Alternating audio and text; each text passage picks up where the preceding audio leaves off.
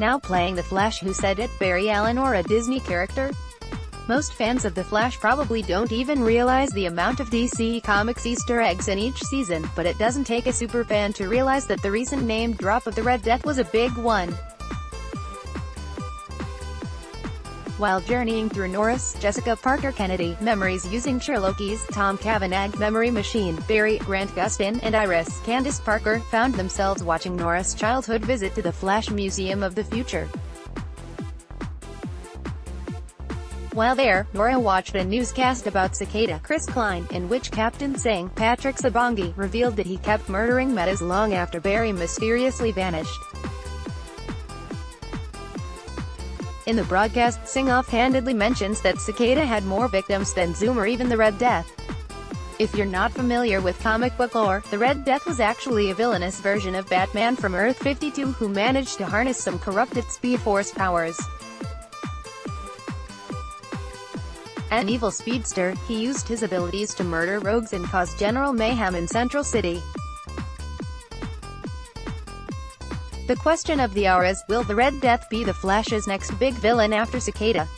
Subscribe, Apple Podcasts, Stitcher, Google Play, iHeartRadio, TuneIn. Given that the Arrowverse has recently been able to tap into much more Batman mythology than in previous years thanks to the introduction of Batwoman, Ruby Rose, it's possible that the Flash could incorporate this storyline into future seasons. We've enjoyed a nice break from speedster villains these last 2 years, but it's probably time for Barry to go up against another speedster soon. Unfortunately, it's very hard to imagine the Flash would be allowed to not only bring Batman on as a character but to incorporate him as a psychotic villain. There are pies in the sky and then there's just pure nonsense. If anything, this is probably just a fun Easter egg the Flash writers decided to throw in for die-hard fans.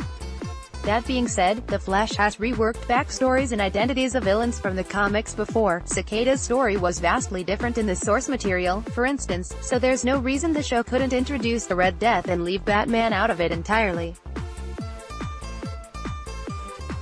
Either way, this little nugget did force us to realize that throwing another evil speedster in the mix wouldn't be the worst thing in the world after this post-Savitar hiatus.